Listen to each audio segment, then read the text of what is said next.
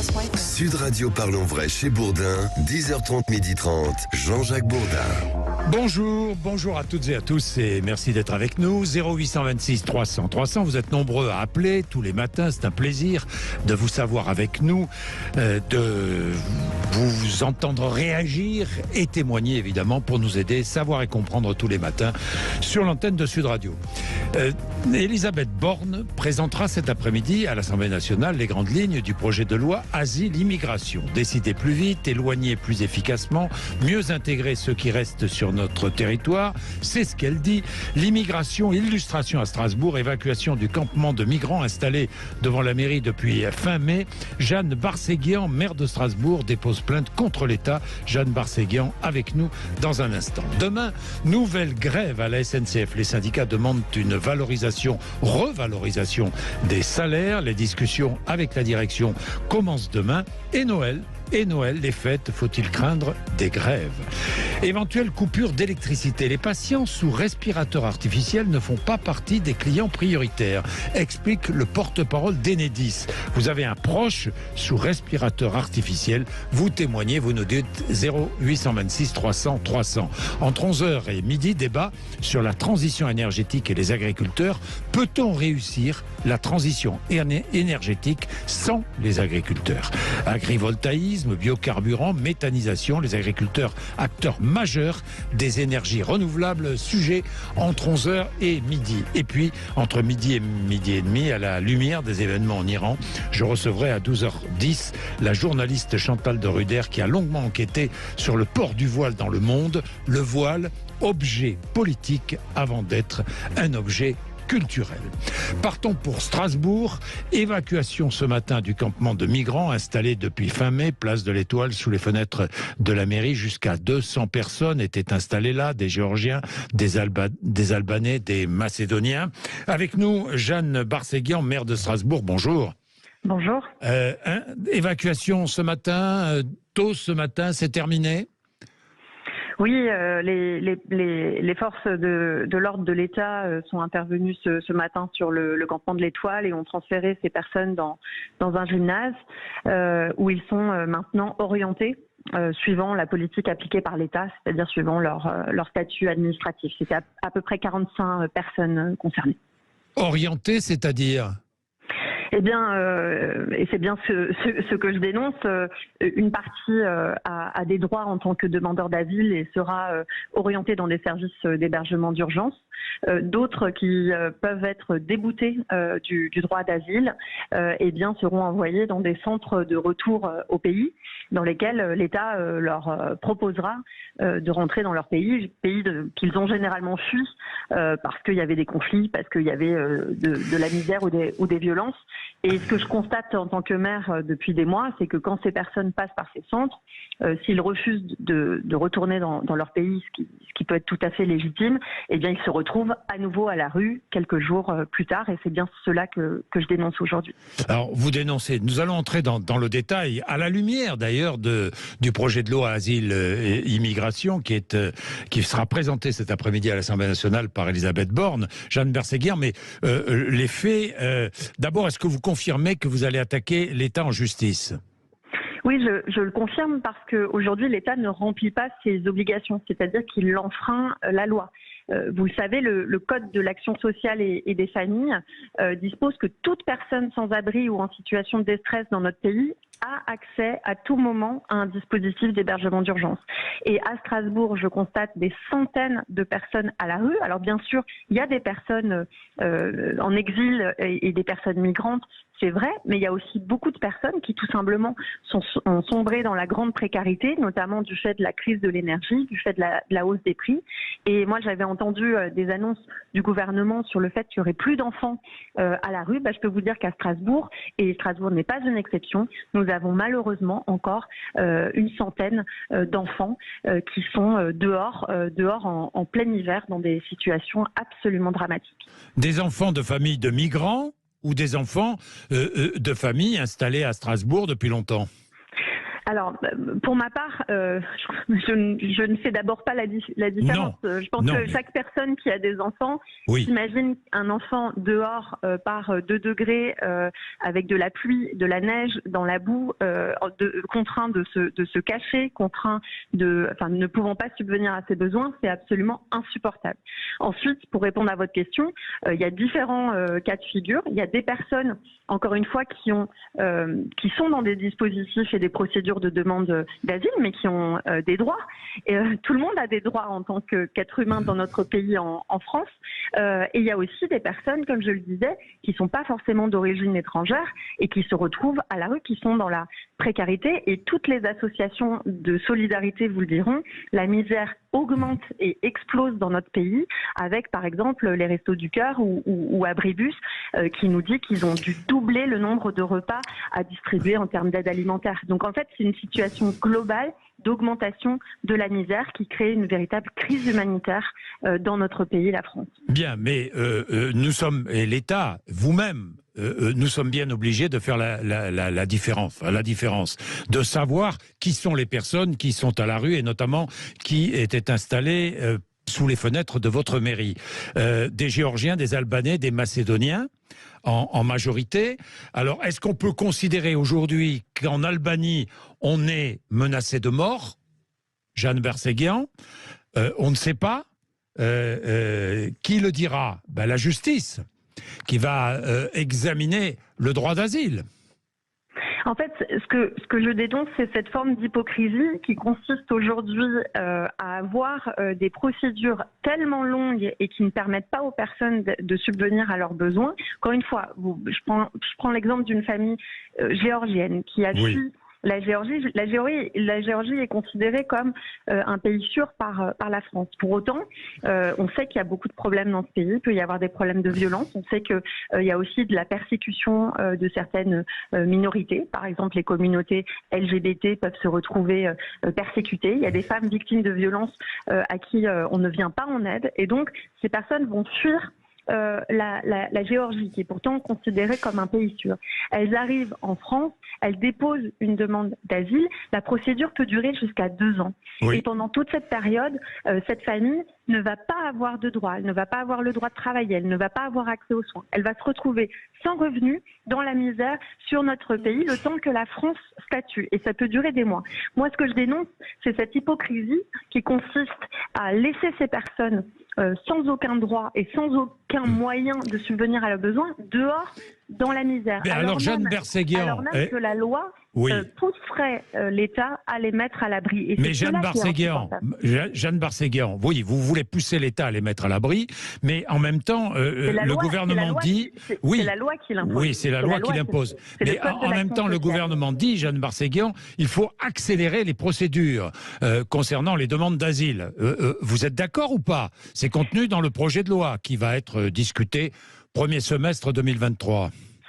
Moi, je peux avoir des désaccords sur le projet de loi tel qu'il est proposé, parce que je pense que, vous savez, à Strasbourg, on est à quelques kilomètres de l'Allemagne. On regarde beaucoup ce qui se passe de l'autre côté, et je sais d'expérience qu'une politique d'asile, d'accueil et migratoire peut être posée d'une autre manière que celle dont le débat est posé en France, où souvent on assimile les personnes étrangères à des problèmes et à de la délinquance, là où en Allemagne, avec une politique d'accueil beaucoup plus volontariste que la France, eh bien cela ne pose pas de problème. D'ailleurs, dans les villes qui sont juste à côté de Strasbourg, côté allemand, et il n'y a pas de campement. Oui, mais en Allemagne, les procédures d'asile sont moins longues, vous le savez bien, de demande d'asile. Mais tout à fait. Donc il faut accélérer ces procédures. Ouais, je pense qu'il faut les accélérer et il faut mettre fin à cette forme d'hypocrisie, mais il faut aussi les ouvrir. Il y a beaucoup de personnes qui peuvent apporter une grande richesse à notre pays, et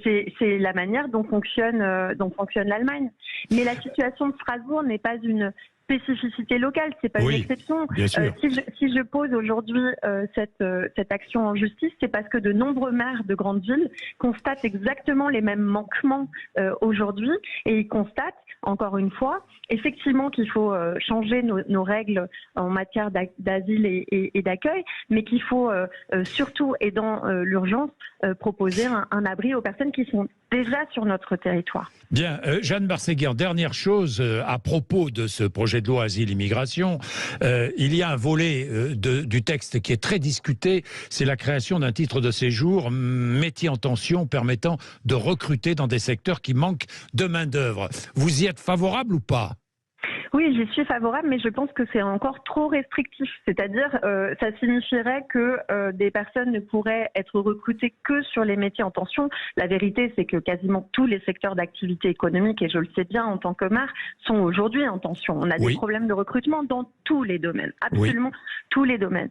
Moi, je trouve que la proposition qui est faite est une demi-mesure, qu'on devrait aller plus loin, c'est-à-dire qu'on ne devrait pas mettre de limitation dans le temps. Là, ça ne permettra pas à suffisamment de personnes de subvenir à leurs besoins. Et encore une fois, qu'on prenne exemple sur d'autres grands pays européens qui ont une politique de régularisation plus large, qui leur permet aussi d'avoir un dynamisme économique très fort. Et effectivement, c'est ce que je porterai avec d'autres de maires et des associations d'élus dans le cadre du débat sur le projet de loi. Vous pourriez voter ?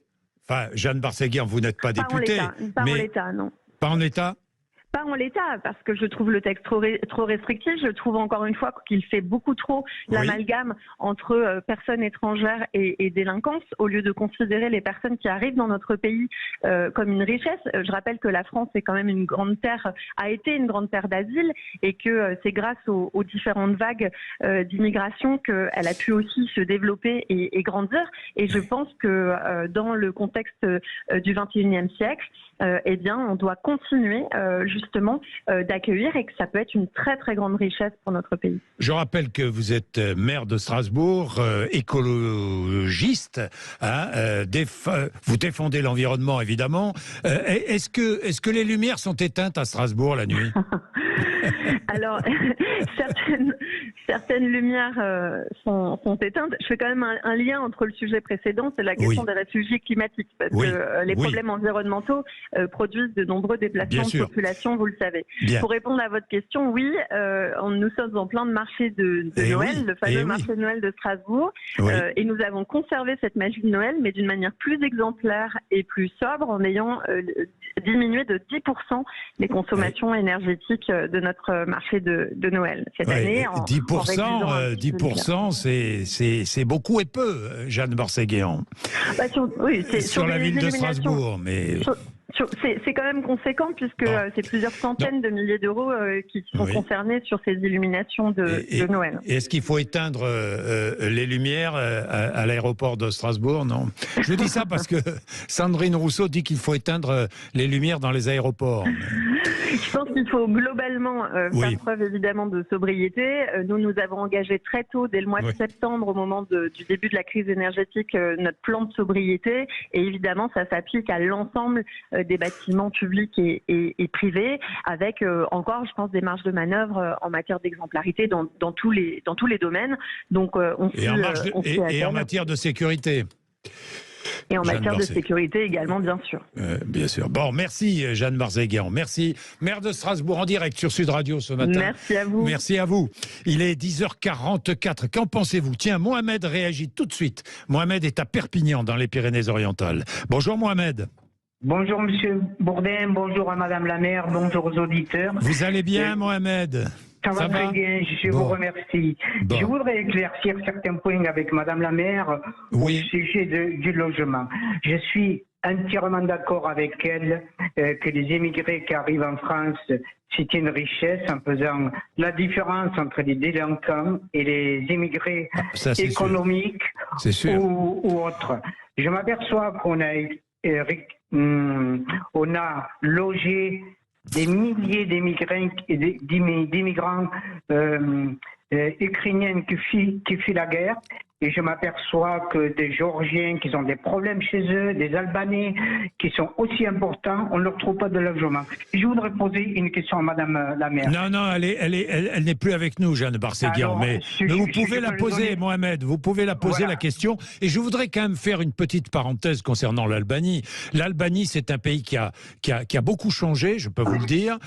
C'est un pays qui est aujourd'hui au cœur de l'actualité, puisque l'Albanie tape à la porte de l'Union européenne et aujourd'hui reçoit tous les chefs d'État et de gouvernement de l'Union européenne. Edi Rama, le Premier ministre albanais, reçoit aujourd'hui à Tirana tous les chefs d'État et de gouvernement de l'Union européenne. Voilà, parenthèse refermée. En Albanie, aujourd'hui, on ne meurt plus de violence. On meurt peut-être parce que c'est un pays encore pauvre, mais on meurt peut-être parce qu'on n'a pas les moyens de vivre comme chez nous. Néanmoins, ce n'est pas un pays qui subit la violence politique que l'on peut subir ailleurs dans le monde. Mohamed, terminé. Oui, allez. Madame la maire de Strasbourg a 8% de logements vacants. C'est-à-dire que ces logements, le nombre de logements vacants il est annoncé depuis 5 ans de 12%. Oui. Alors, elle a à peu près l'équivalent de pratiquement de 3000 logements vacants. C'est-à-dire que les gens ne l'occupent pas, c'est des résidences secondaires ou qui sont à la vente ou qui ne trouvent pas des logements privés. Privés et qui sont vacants, qui sont à la vente. Et pourquoi pas, Madame la maire, au lieu d'évacuer ces gens, et pourquoi pas, elle ne réquisitionnerait pas des appartements pour les loger en attendant que le gouvernement trouve une solution. Je pense qu'elle est un peu de mauvaise foi quand elle dit qu'elle ne peut rien faire. Elle a largement de quoi faire. Bien. Eh bien, écoutez, c'est dommage qu'elle ne soit plus là avec nous, mais on peut toujours la rappeler pour lui demander. Hein. Merci, Mohamed. Merci. Les logements vacants, c'est vrai qu'il y a des logements vacants partout, mais les logements vacants sont des logements privés.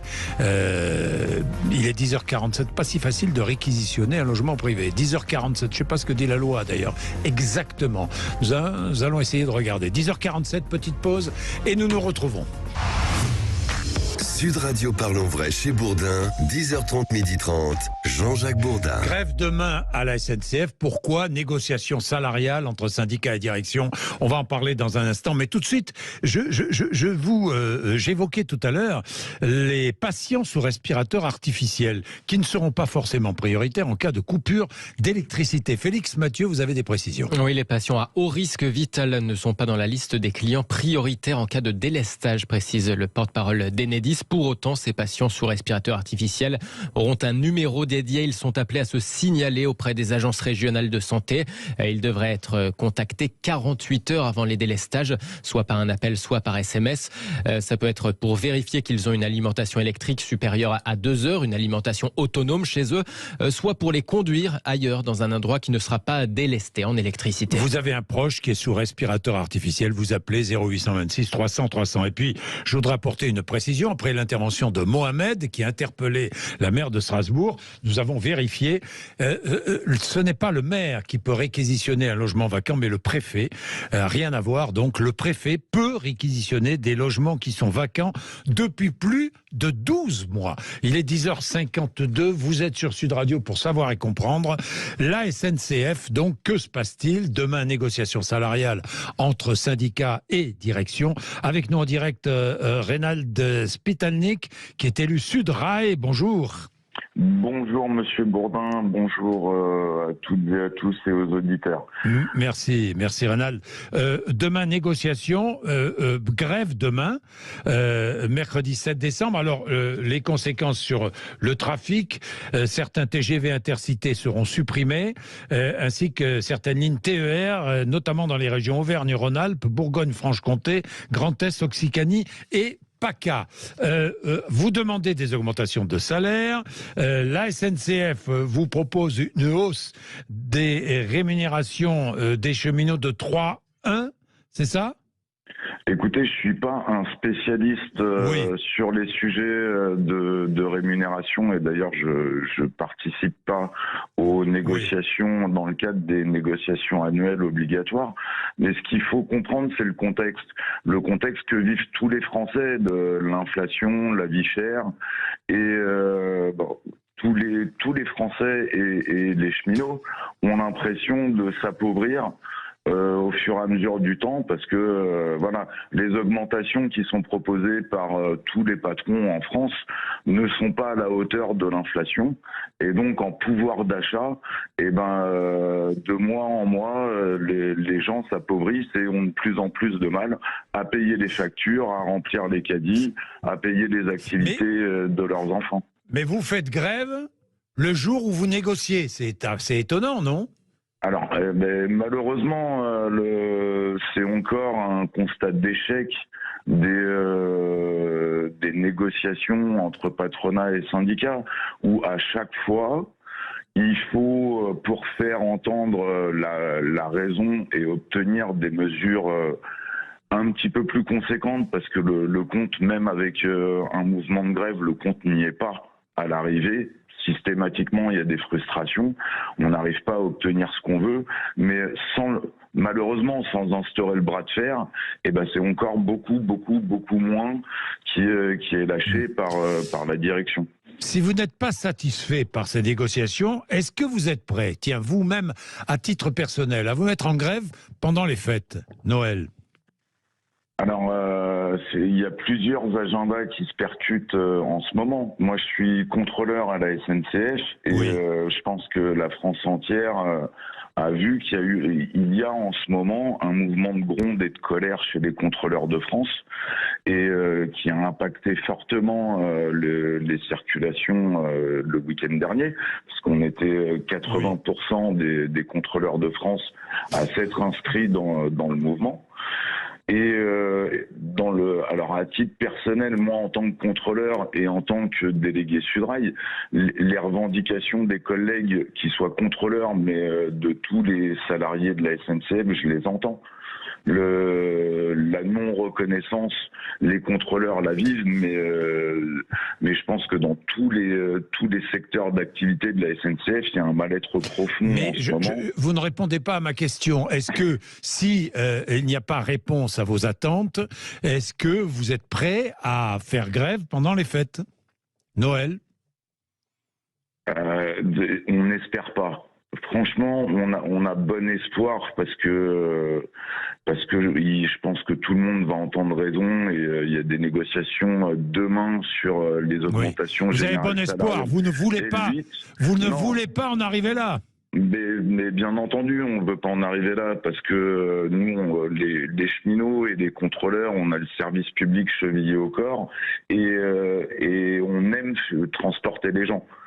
C'est vraiment un métier vocation. Il est tellement peu reconnu que les cheminots qui sont là, c'est bien parce qu'ils ont ce souci-là d'apporter un service aux voyageurs. Et nous, les contrôleurs, on a beaucoup d'interactions avec les voyageurs. On a beaucoup de rapports riches avec les voyageurs qu'on transporte. Des fois, des rapports houleux, et malheureusement de plus en plus. Mais on va dire que quand même, et heureusement, la majeure partie des personnes qu'on transporte sont des gens responsables, et avec qui, en plus, on a du temps pour échanger à bord. Et c'est ce qui fait la richesse de notre métier aussi, qu'on aime.